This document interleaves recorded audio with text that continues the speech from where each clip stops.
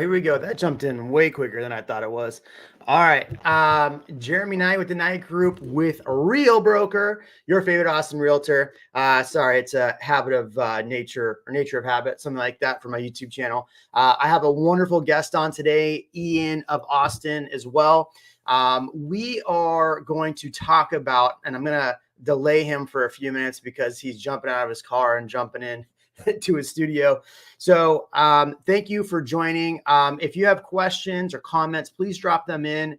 I will try to get to those as we're going through this. So this is definitely going to be an interactive experience. So definitely drop in any comments, questions, concerns, anything. Drop them in the comment there. I will get to you and post those on the screen.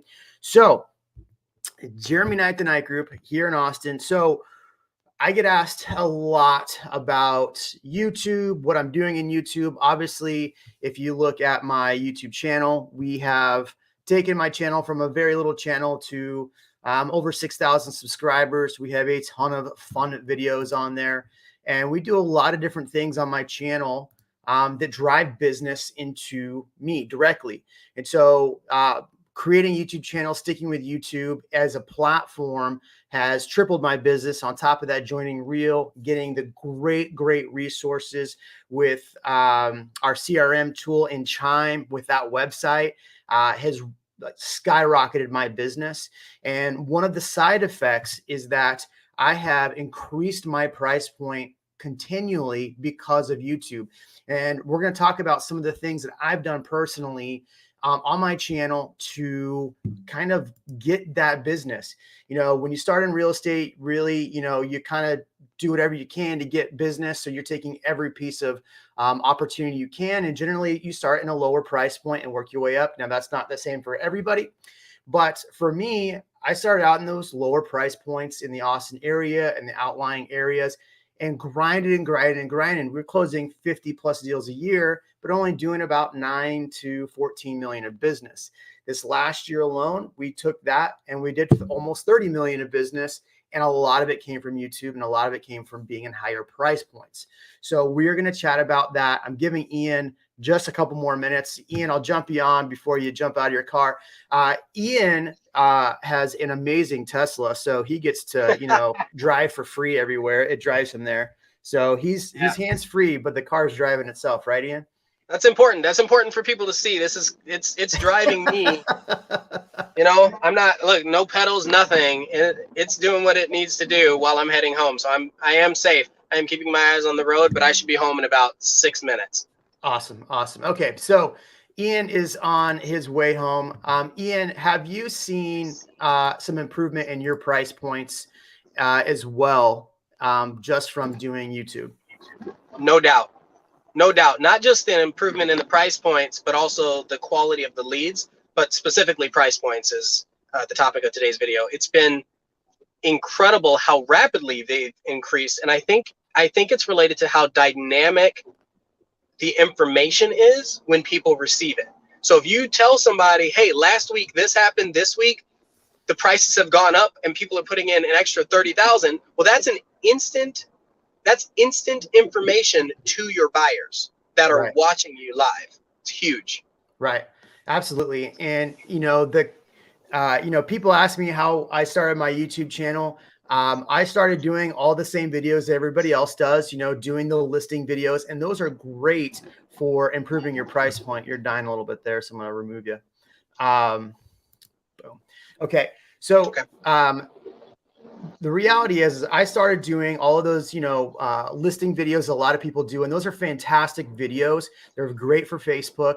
They don't play as well on YouTube unless you're Brad McCallum and you have multi-million-dollar listings week over week and you have just stunning hair like that guy. So so what I did was a little bit different. So I took a different path.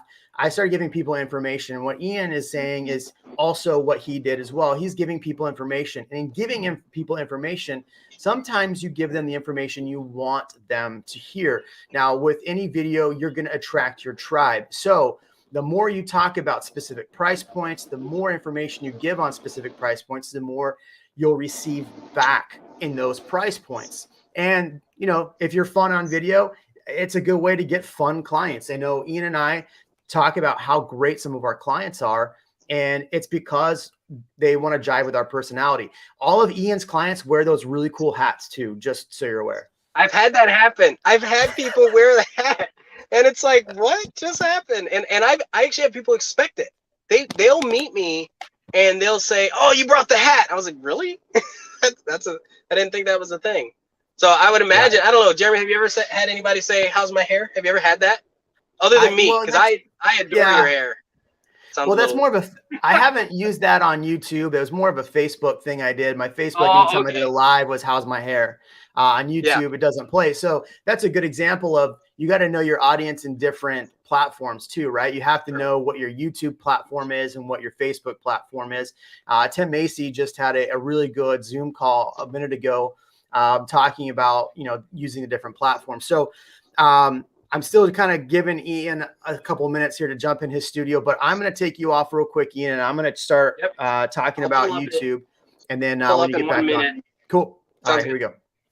Okay, so let's pull up my channel here, and we're going to talk about where I started with my channel and where I started plugging in specific videos trying to increase my price point.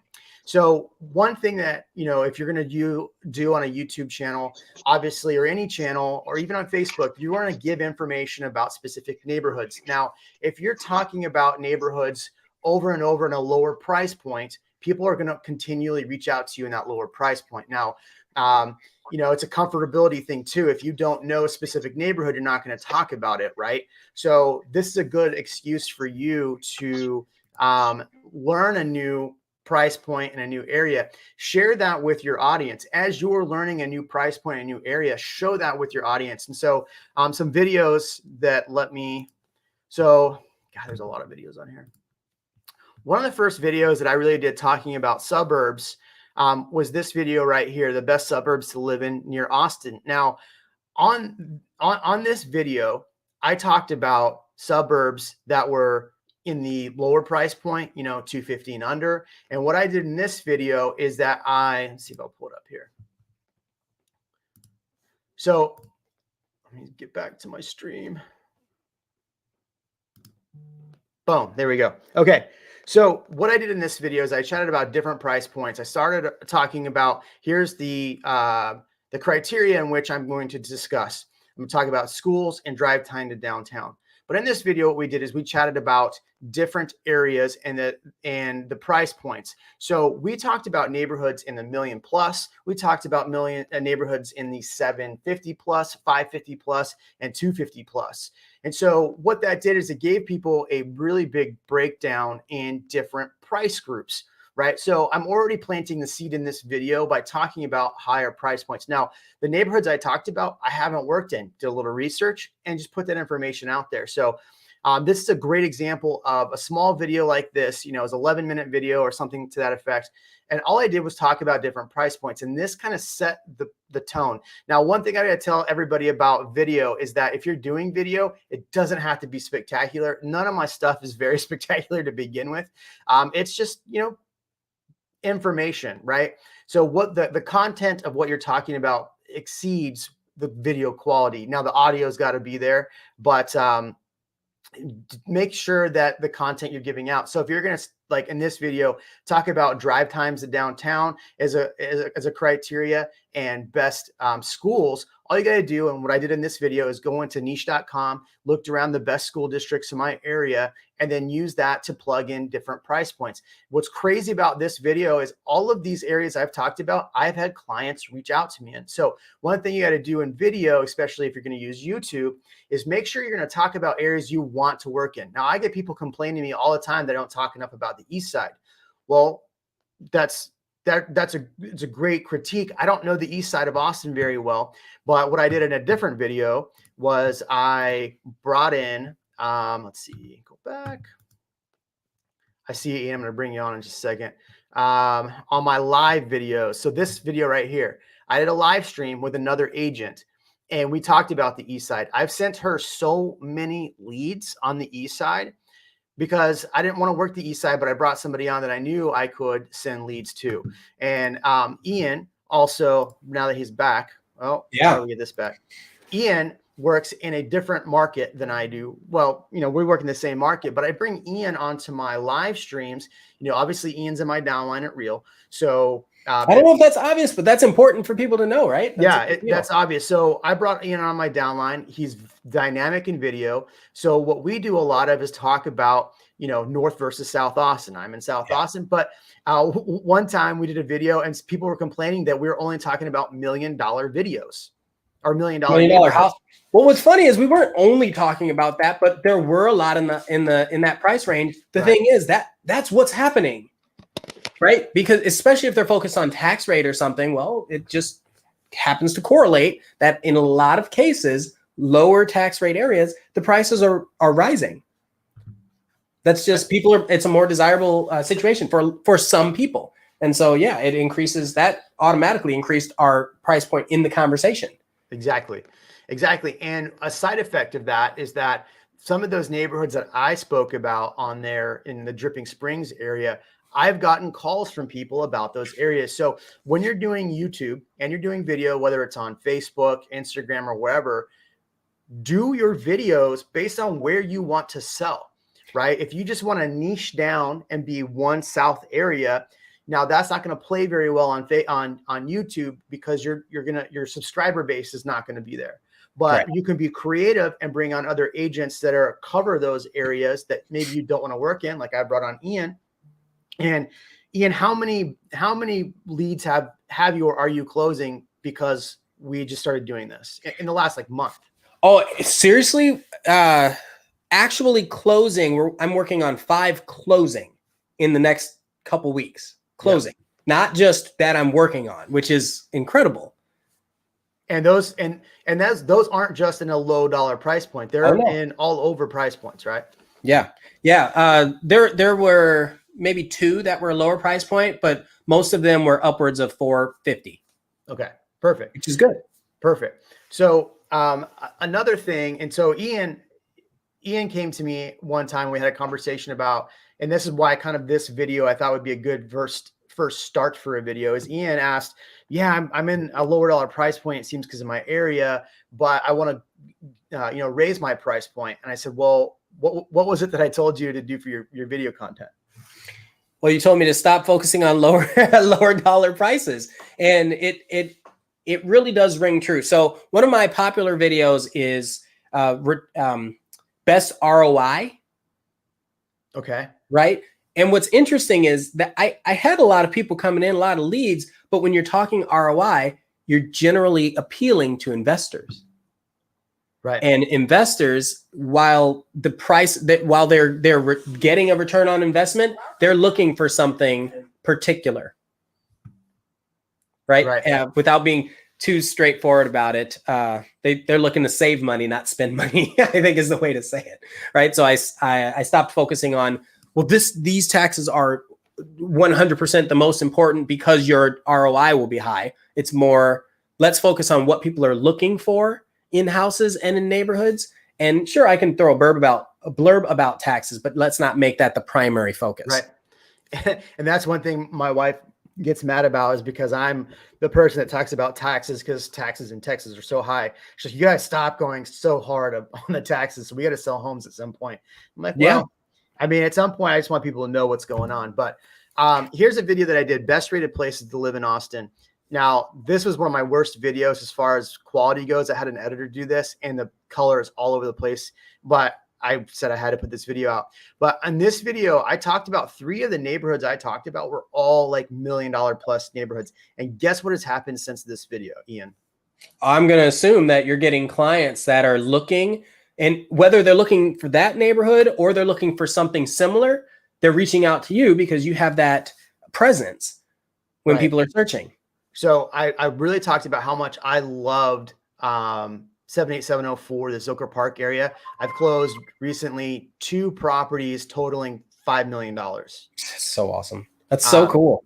And then I talked about Westlake. I'm negotiating a $5 million contract as we speak, because I talked about Westlake and the price points here. I mean, here's the clip right here for Westlake. So that's what I'm talking about in these videos. It's now here's the thing.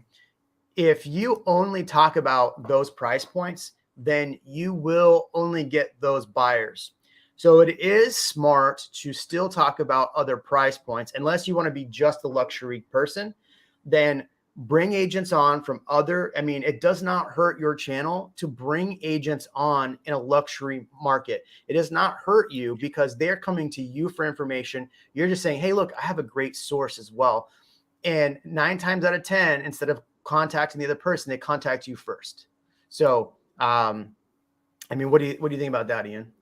I agree. I think you have to have the supplemental, right? So even if you do want to raise your price point, there's a longer lag time. Generally in a regular year, there's a longer lag time for those properties to close and for people to reach out. So I think having a supplemental base, a foundational base where you know that people coming in at the, let's say 350s, 400s are consistent. And then while you're working on raising your price point, I think that's the best plan of attack. So then you're not, what you don't want to do. And I've had people say this, I've had people say, you know what, you seem like you help people like me. And what they were referring to are people that don't have that level of resources. So showcasing that you can adapt to your clientele, that's huge for your clients. If you're only luxury, they'll never reach out to you. Right. Well, that was one, I think Brad was doing a Zoom the other day with everybody, and he does these very high dollar produced videos for his listings. And he said, somebody asked him and said, oh, I thought you only did luxury. I didn't think you could help me in this price point. And that's not a bad problem to have. But no, if you're not showcasing that you work in a 500 price point, if you work in a $750 million, you're going to stop getting, good quality buyers in every price point. In Austin, if I get a 250 price point, it's like, where do I put you right now? There's nowhere to buy a home, but it's just a lot harder of a process. It is. And there are a couple other things to keep in mind. So like you and I, the price points are different in our areas. Just traditionally they're different. And so there might be somebody that you aren't able to service because of the distance, because of the location, but there's no reason why I can't help them or someone else on your team. And that's a perfect example of why it works, one, to have people on your channel, but two, to be flexible with price point, right? Yeah. I mean, you can come down, you can come up. I said down. You can come up and help these people all the time. You do that. But at the same time, if you say, hey, I've got this person, it's slightly lower dollar, but we could work out an arrangement. And I think that's a missed opportunity for a lot of people. And that's a good thing about whether you have a team or we have, a downline with Real. And so I have a lot of agents in my downline in kind of different areas, but that's the advantage. I mean, I'm a little bit different. I don't like having all the team members to manage. I've done that. I was a manager for 10 years at Costco. I don't want to manage. It's enough just managing myself and my wife.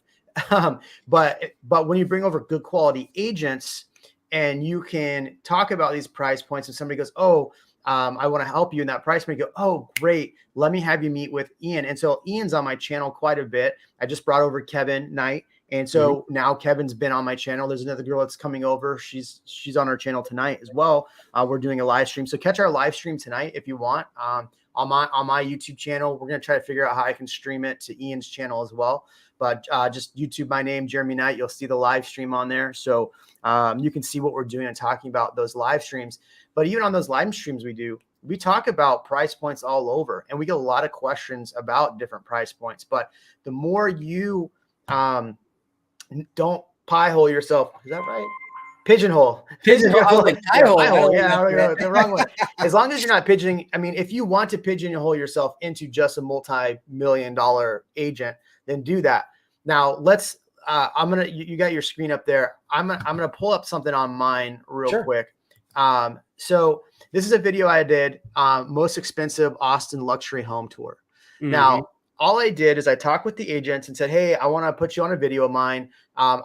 Is it all right if I put your name out on there that you're the listing agent and put a link to your listing in your video? And they said, sure. So use their information, use their video, just screen grab this. And all this video is me chatting about their listings all over different price points. right? And I never once said these are my listings, but I always said, hey, I'd love to show you any of these properties if you do want to show them. So this is also helped me because now people see that I'm talking about, know what I'm talking. They think, even though I've never sold a $20 million property, they think, oh, Jeremy knows what he's talking about because he's talking about $20 million properties, $30 million properties.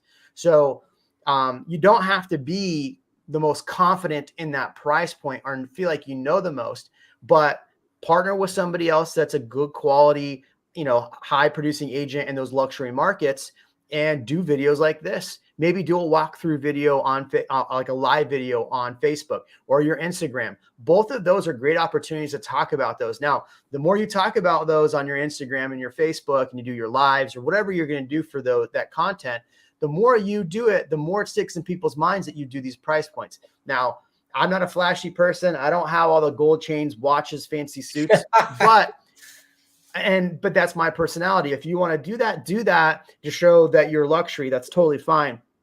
But that's not who I am. And when my clients meet me and we're looking at $5 million properties, they show up in shorts and flip-flops and they look at me funny when I'm dressed nice. They're like, well, on your channel, you're wearing a polo, but you're wearing a button-up shirt. Like, what's the deal? And pants? Like, what's up? So that's what I'm saying. You don't have to go over the top on your videos. Just make good quality content that people are going to watch in those higher dollar price points. And this is a good example. I think of this when I talked about all lake properties, but no, most expensive. Okay. All right, Ian, I'll let you jump in your screen here. You wanted to add some. Well, so there were a couple of things to talk about just related to what you had just mentioned. One thing that happens is sometimes the language changes. And if you're not learning about these properties yourself, then you might miss, that might be a miss, right? Like if you've never seen a bidet before and you're walking through and you're talking about a house that's $30 million and you've never seen that before, that's going to be very apparent when you're having that conversation with whether it's your new clients or even on your videos. So this even gives you an opportunity to learn some of the language, learn some of the features, some of the mosquito spraying along the fences and stuff. I was like, wow, that is really good. They have that in-home vacuums. That used to be old school tech, and now it's really big. They still do that with what was that? I was gonna say you did a video that I didn't even think to do, and when you told me about the concept of it, I was like, holy crap, that's such a cool video. You brought on like a professional stager or something like that. That's what I have shared. Oh yeah, here we'll Ryan, don't worry, I'm gonna get to your question in just a moment here. So what's interesting is I tried to be creative and I brought not just a professional stager, but also somebody who has no clue what they're doing. That's important because it shows the contrast. And then I'm in the middle because I can give a realtor's perspective. And so we ended up live for an hour and 30 minutes, and people were engaged with that. What's cool is we also chose different price points of homes. So we looked at a home that was maybe $250,000 in Round Rock, and then we jumped up to Cedar Park for $450,000. Then we went to Westlake for like $1.8 million. And it's funny because the designer, she goes, oh, hey, I used to live in that neighborhood. I was like, oh, okay. And it's great because that completely changed the language that she used when she was referring to designing the house. And so you did this. So we're talking about live streams here, and you did this as a live stream. So anybody that wants to do a live stream or do something like this on, let's say YouTube's not your thing, right? And you want to do it on Facebook. This is easy to do on Facebook. Until today, I've used the free version of StreamYard. So you can bring people on through StreamYard. It's very easy to use. It's free. And you can do these live streams on your Facebook channel or your Facebook feed and it's free. It's free for you. All you're doing is talking about listings and photos, just like you did here. We do this on my channel a lot. And this is free. This is helping you raise your price point. This alone, you have people with knowledge. Yeah. Think about it. Somebody buying a house for $200,000 or $300,000 in the Austin market today. Statistically, what is the likelihood that they're hiring a stager or a designer to help them build out their home and create a masterpiece, if you will? It is so low. I would say less than 1%. Yeah. So for sure. if you're bringing a stager on and you're explaining some of the things that can be done, you have a lot of people that are on Pinterest in that price point, and they want to think about how they can do it themselves. So you're still attracting those people, but also the connections. Think about the connections with this designer. Yep. And this stager. And then I'm also marrying two worlds. I've got a high-end luxury designer, and then I've got somebody who's never even heard of half of this stuff. And then I'm meeting in the middle. So I'm really hitting a large spectrum of people, but really it's still leaning toward an increase in price point because I'm referring to design. So, and here's, yeah. So, and that's a good point. So doing these live streams is fantastic. Ryan, don't worry. I am going to answer this question in a moment. And if you do have more questions, please drop them in. I definitely would love to get more questions and answer. It keeps this live stream moving along. One thing I wanted to do is show you Brad. So Brad has this YouTube channel and he talks about all these. I mean, everything's on here. It's 2 million, 6 million, 1.6. So this is why people think Brad only works in the high dollar price points. So let's say you get a $350,000 listing and you want to do a really high-end video on it to show that you do high-end video. I'm sure Brad had to start somewhere, right? So I'm sure his videos, if we were to scroll back on here, he's not going to have all, million plus. I mean, look right here, 429.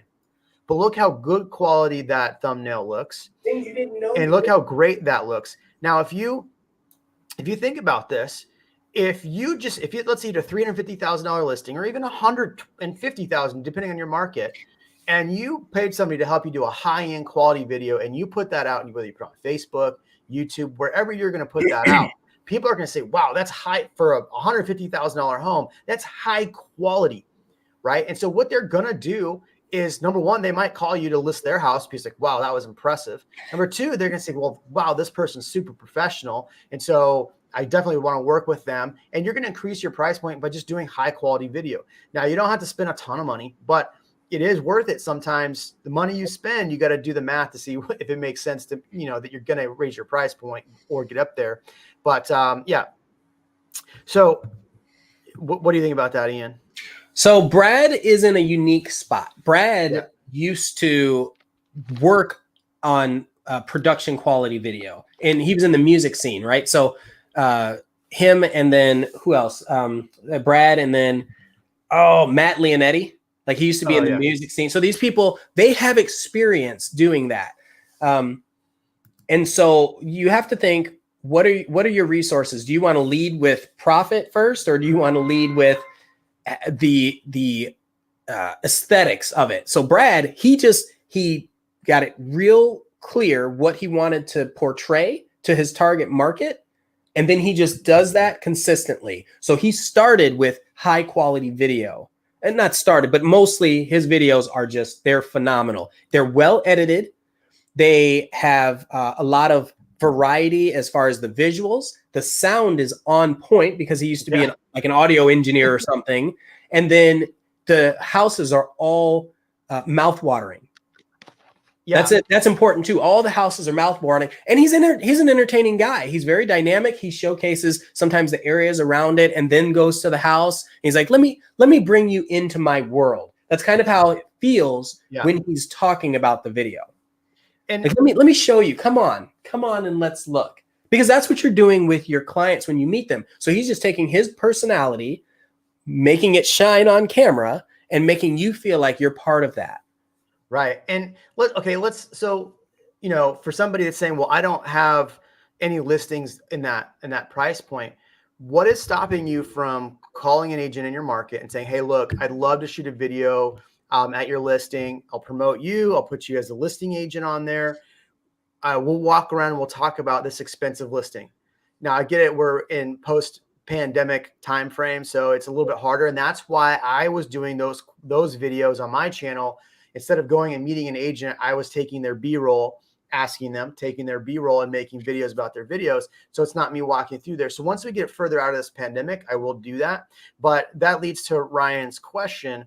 Are you getting your B-roll shots for these listing style videos? So I'm getting these. So basically those agents, that are doing 12, $15 million homes should be doing high quality videos. And so basically I'm screen grabbing their content. I'm showing where I got it from, the website I got it from, putting all that information out there as well. And note in every video, I notate who the listing agent is and I put their contact on there, because I don't want people to think, with all these rules, you don't want people to think that you're the listing agent, and obviously you don't want to do that either. Well, and just to back you up, Jeremy, I think also checking to see how it's marketed. So when you reach out to the agent, but also check to see how it's marketed. Here's an example. If a property is $3 million, they might not put it on Zillow, because the seller may not want their information public, the knowledge that they're selling the home. And so they might have some kind of exclusivity arrangement with the listing agent. So you don't want to just assume and go take videos of everything either. Right. That's a one way to get caught up in something bad. Yeah. So, and it's all about building relationships, right? Don't reach out to them and say, hey, I'm trying to recruit you to my team. Let's do that. Like, no. Just ask them, say, hey, I'm trying to build my video presence. I think that I get a lot of viewers. Would you be okay if I could work this video, do a video? I'll give you credit, and I would love to be able to bring you a buyer. Yeah. I mean, you got to think that there's so many people in those high price points that their listings are going to sit on the market longer. You're helping them. Right. Typically, I mean, this market right now in Austin is ridiculous. But if a property has been on the market 200 days and it's, $3 million and you want to showcase it, 9 times out of 10, that agent's going to be like, heck yeah, let's do it. Yeah. You're going to put my name on an open house. Yeah. It's no different. They want people to come through the house because they don't get paid if the house doesn't sell. Right? Exactly. And if they're not leveraging it, that's the thing. You look at some of these listings, how many people really, when you start hitting above the $2 million price point, how many people are doing consecutive open houses? They're already generally established in their. It's a free open house if you think about it. If you're walking around, and it is. Speaking of a free open house, this is a great. This guy in Austin, his name is Ray Shapley. So here's a great example of.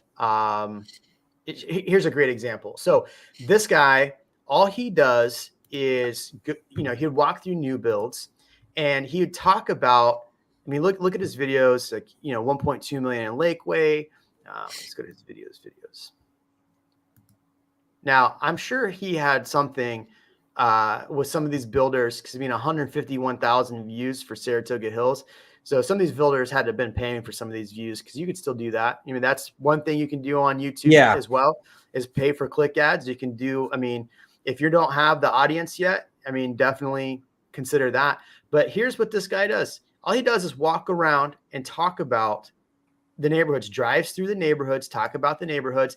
These videos probably take 4 or 5 hours to edit. You can edit these on iMovie. None of this is spectacular video footage.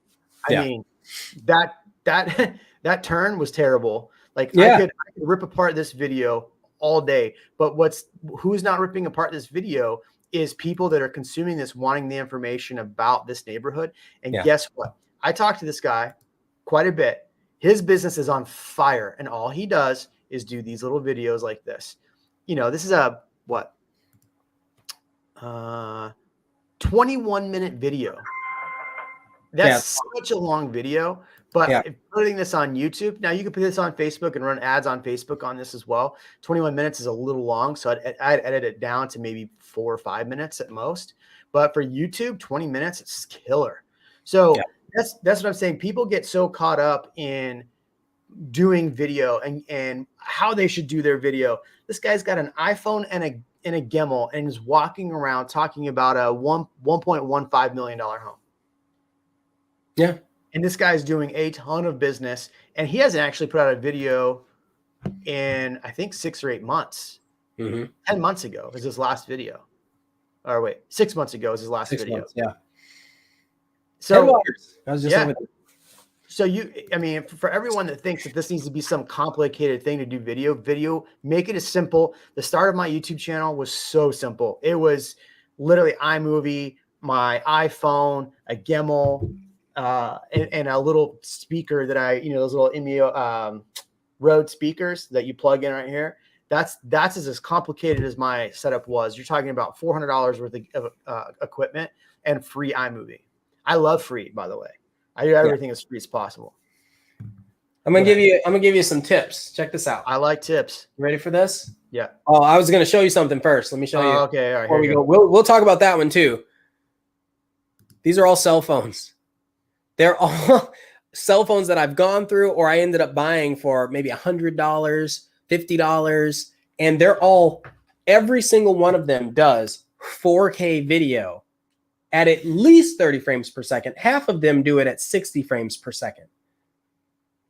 Wow. And you don't have to spend a lot. They're all Android phones. They're, probably half the price of what you would pay for an iPhone that does something similar. But for a second device, just think through this. So the reason why I bring this up, the reason why I have so many phones is from a phone, you can go straight to Instagram, straight to Facebook, straight to any of these sites, mobile, and do them live without bringing back and editing. And I don't think a lot of people think through that. That is a huge bonus. So I ended up, can you share the thing I was going to bring up? Sure can. So I ended up shifting, and instead of doing those long 8-minute, 20-minute listing videos where I was walking through, which were great, and I got good traction, I said, let me take advantage of that on TikTok. I tossed this video on TikTok, and I ended up getting 208,000 views since mid-November, I think is what it was that I posted it. Awesome. And I've got so many followers, and every single time I put hundreds of comments, I've had multiple leads coming through. And everybody's like, what? It is 60 seconds long. I did it 100% from the phone, and all the editing is baked in. You don't have to do anything. And I just showcased a couple places in the house, features that are mouthwatering for people on a nice house. This was like an $800,000 house. That's it. I love the got it all, the money smiley face. Yeah. Oh, and that's the key. And this is the key for any video. And you do this really, really well, Jeremy. You make sure that if someone is commenting, you engage with them. Even if it's a Every crazy comment. single one of these I've hearted and replied to. It does not matter what they said. I've gone through hundreds, maybe 1,000 comments and done that for no reason. Yeah. 470. My YouTube channel gets a lot of cranky comments now. People that are mad about people moving to Austin. So I've engaged with them. Just give them a little, oh, bless your heart. Oh, bless your heart, right. And, you can do this. The same thing, if you're trying to increase your price point, you can do this on Facebook, do a live video, walking through at home. You can, literally take a screen grab take a photo on Instagram. Mm-hmm. Take a photo on Instagram, put it in your Instagram stories. We'll do a little quick video. You can even screenshot a listing like, whoa, what do you think about this house listed over $5 million? Right? Yeah. Like this house just hit the market over 5 million. This is crazy, right? Like you can do little videos like that, or even just little shots in your stories. You can do it on Instagram, do whatever you want. And that's going to increase your price point too. There's so many ways you can increase your price point through video and through social media. It's insane. Yeah. Yeah. I love that we have this flexibility, and we're still in a world where people don't get it. Right. Love that. I love being so far ahead. No offense, but I love being so far ahead that it's like, why wouldn't someone do this?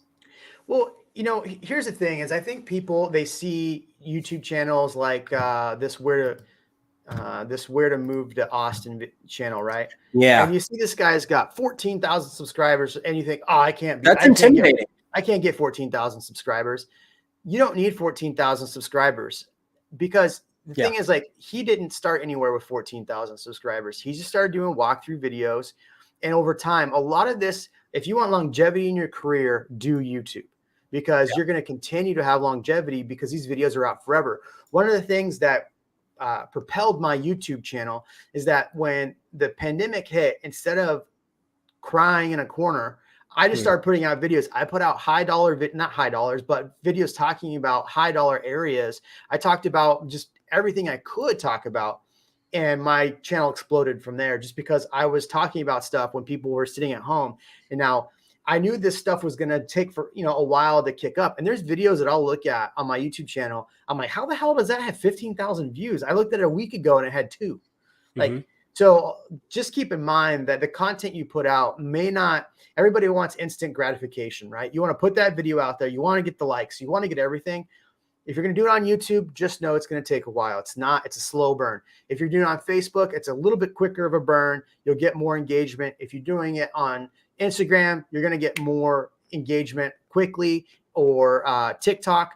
So you don't have to, if you have a 20-minute video that you're putting out on YouTube, you can cut that down and put it on all the different other social media spots, just using free video like iMovie. Yeah. And some, if you're really, really worried about it, there are services that you can use to get stock video if you're really worried about it. And there are people that do okay. You could just do voiceover if you're not comfortable right away, but you do need to do something. Yeah. You do. And I've seen that. I've seen videos that are just wildly popular, and all it is panning of the house, but someone's talking. I think that's the key. Nobody wants just pictures. Right. That doesn't, I don't think that helps you. That doesn't help showcase your level of quality. That's the thing too. On my channel, when I do those high-end videos, I don't want to talk through the whole thing. So I'll give like 20 seconds, maybe 15 seconds, maybe of it, just music, but you really can't let it go that long, because people, like, once they hear music for a certain amount of time and no talking and no engagement, they're not engaged. So you got to also understand what your engagement is as well.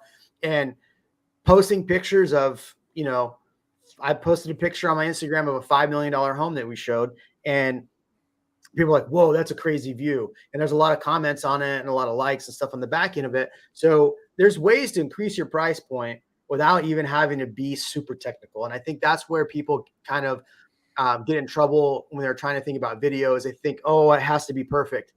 Trust me, video does not have to be perfect. We just showed you, I mean, literally, this is not perfect. This guy does not do perfect video. Yeah. This is not a knock on Ray. I like Ray a lot. He's actually a really great guy. I talk to him often, but the quality of his video isn't that great. It's not Brad's videos, but he's got twice as many subscribers as Brad. So that just goes to show you, if you're going to do YouTube, high quality thumbnails, high quality titles, and decent content will get you through.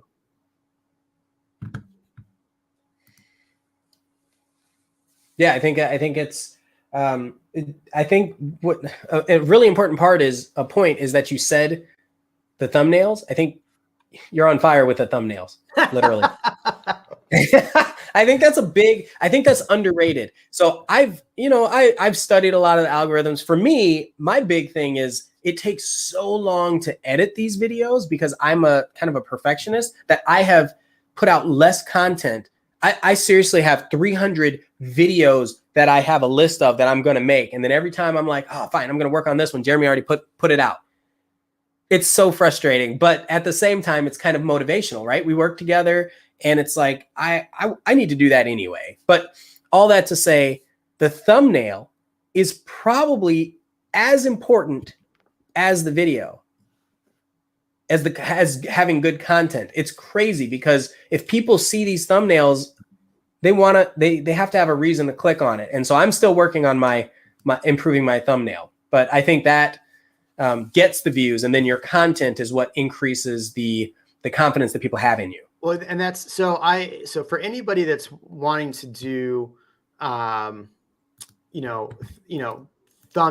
and is getting caught up on thumbnails, I use a program called PicMonkey. This is a website. PicMonkey, they have a lot of good stock photos and stuff that you can rip from there and do that.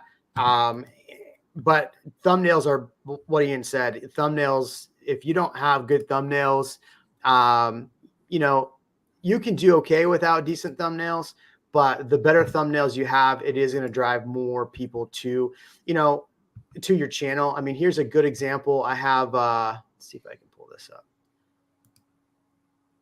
No. I have a live stream coming tonight, and people are already pretty laughing at it because I put Elon Musk with some like an explosion behind him. You That can was see it on great. It was great. and people give me a hard time for putting too much fire on my thumbnails, but whatever. You know, it's interesting because it's almost that you have an audience of people that are anticipating it. Like, oh, how's he going to be creative this time? And I know this because I'm one of those people. I look at it like, man, that was good. I like you have to, pay homage to the creativity, and it's not detailed.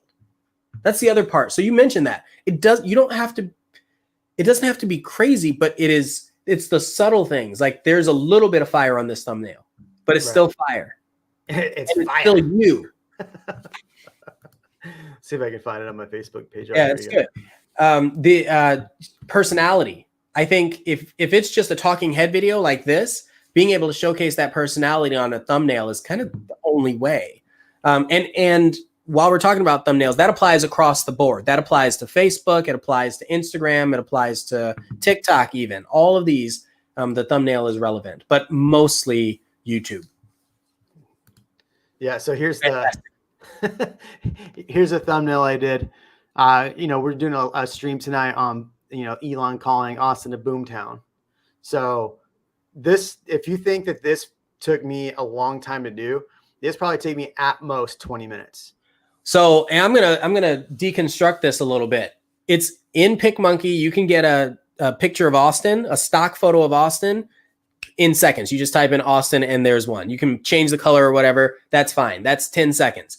The sign, you use that same sign probably in every other video, if not every video. A little but Austin, yeah. The Austin City Limits sign that's behind Elon. Great.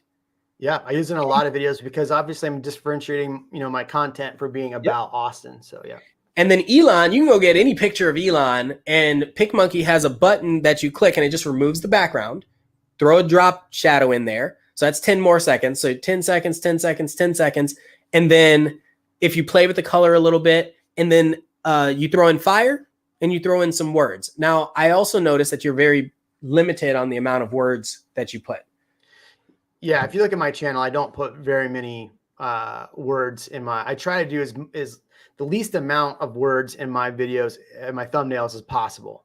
I also used to hate putting faces on thumbnails.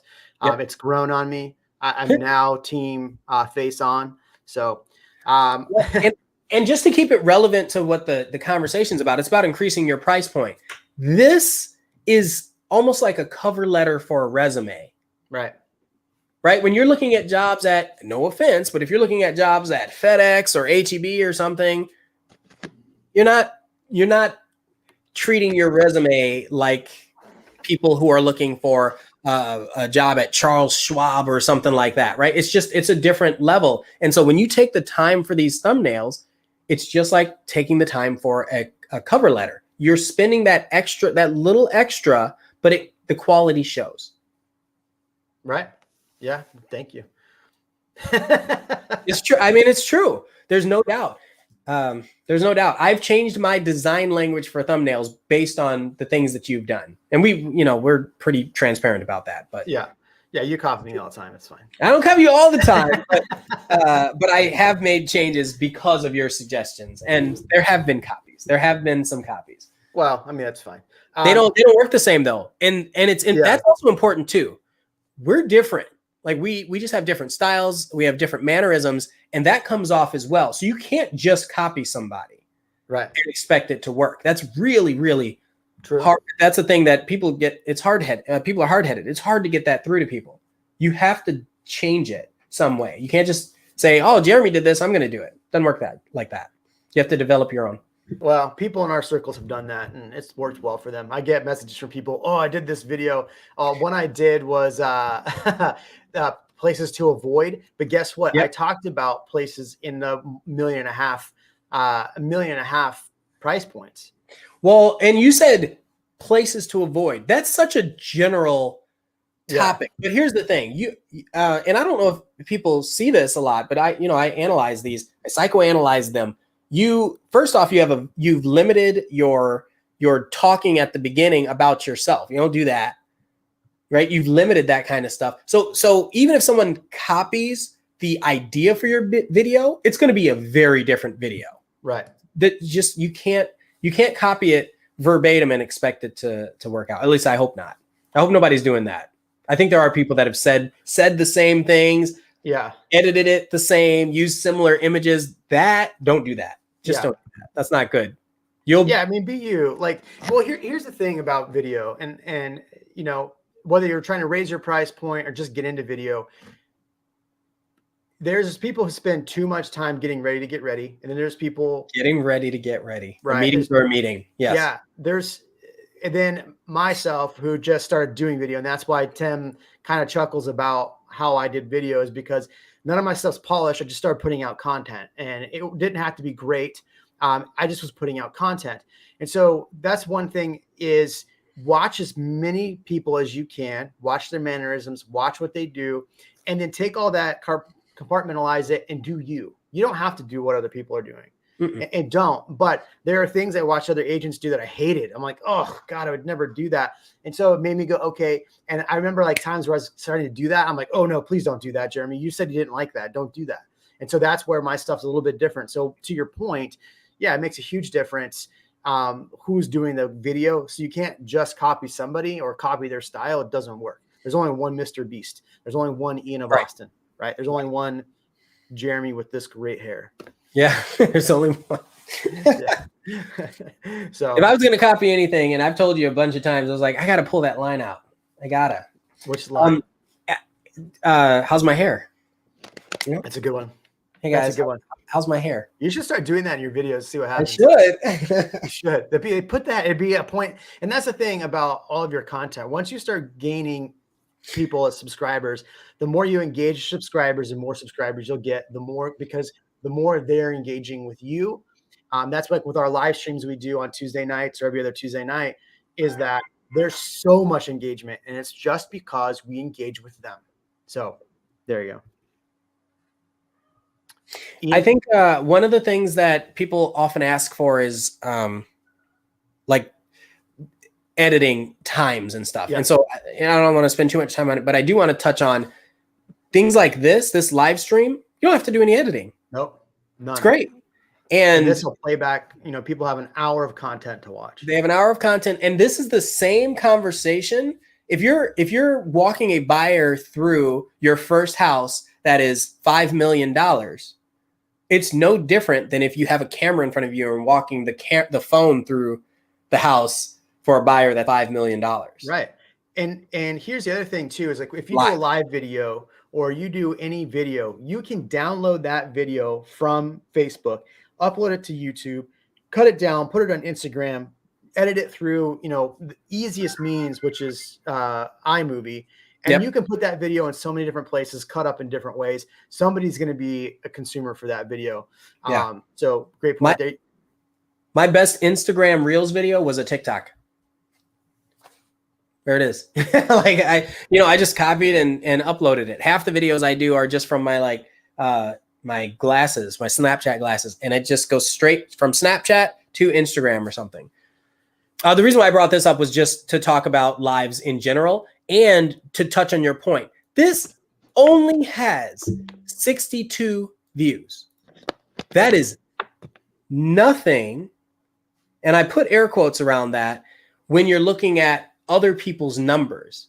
Right. But I'll tell you, I have that same 60 people every single week that are loyal. I have multiple calls from this podcast. People actually get upset if I don't run the podcast. It's crazy. And then I have people that are buying houses that come on and they'll start talking to me and mentioning things in the comments. They'll say, well, what about this? And how do you feel about that? They're getting their questions answered without me having to sit on the phone with them for 30 minutes. It's fantastic. Sure. Exactly. It's fantastic. Yeah. And that's, and that's the thing is like this. So again, things that are simple that people think are difficult, getting StreamYard, doing this on YouTube or doing it on Facebook, wherever you're doing it. And here's the thing, in this video, you could talk about the most expensive homes. You could talk about, you could bring somebody on that works. You could bring somebody on from a different market. right? You could bring somebody on from California and be like, hey, let's talk about all of the multi-million-dollar homes you're selling. And though that's another way to cement in people's minds that you sell high-end real estate. You might not be selling it, but you're talking with somebody that does. So they're going to associate. It's guilty by association. And this term, it's really great to be associated with somebody that's doing because you're talking to somebody doing multi-million-dollar listings. So you must know what you're talking about as well. And that's why, like on my live streams, this live stream I've talked a lot, but a lot of times on our other streams, I ask questions and shut up and let people answer. On this one, not as much, but good. And I just wanted to kind of jump in and agree 100%. The reason why this has been effective as far as people calling in, and each one of us gets separate leads when we're doing these live streams. And it's because, so Liberty on there has focused as a luxury agent, right? Crystal, she's newer, so she's focusing on first-time home buyers. And then the other guy, JJ, he did condos. That's all he did. And so we all have different perspectives and experiences. So incorporate that. And even if let's say Liberty has a client that's, a $3 million client, or let's say I have a client that's a $3 million client, but it's in Liberty's neighborhood. Fine. I would much rather her take it and know that it's going to close than for me to try to fumble through it. And that still increases my price point. That commission is probably higher than if I were to do a $300,000 house, right? Right. For sure. Automatically. So it's still upping my price point. And it still shows as one of those records, and it still gives me involved in the deal. I would just stay more involved in the. And then you can say, "Hey, I was part of a $5 million deal, or part of a $3 million deal." Oh, and hey, make sure that you can advertise it too. Yeah, that's another thing. If it's her listing or her referral, that's great. But my part of the partnership is that I'm referring this to you, but I want to have full rights to be able to advertise it as well. That's important. I gave you this. Yeah. If anybody, we're about to jump off in a minute here. So if anybody's got any questions, start dropping those in and we'll continue to answer those. So I definitely want to see some more questions from you. I know there's still people watching. So get those in and we'll get them before we go. But Ian, we've talked about a lot of different things. What are some of the tips that you think you would give anyone that is just looking to get started? Like, what is your number one tip? Just want to get started. What would be your number one tip? The number one tip is get at a minimum, get the tools so you can overcome an excuse to get it done. Right. So for most people, it's a better cell phone, period. If you have an iPhone 12 or a Galaxy S20 or 21, you have no excuse. You've got it all there. I mean, they film commercials. You have it all there. Everything that you need. If you can't do any editing, fine. Record the video live or record it and upload it to YouTube. You don't know how to do that? Reach out to Jeremy or myself. We'll teach you how to do it. Yeah, absolutely. No excuse. I would say my number one tip for anyone looking to get into it is don't spend so much time overthinking it and just start doing it. I know that's hard for a lot of people to do, but or hard for some people to do, but just start doing it is my number one thing, because I was just looking at old videos, and God, your old videos were terrible. My old videos were too. All of our old videos. My old videos were awful, but I've gone from these old videos that were terrible to videos that were, let's see if I can. I have to go here. Let me pull this up. Hold on. You have to see. I was going through some of this, man. It was awful. Some of this is just awful. Mm-hmm. Man, now it's taking forever.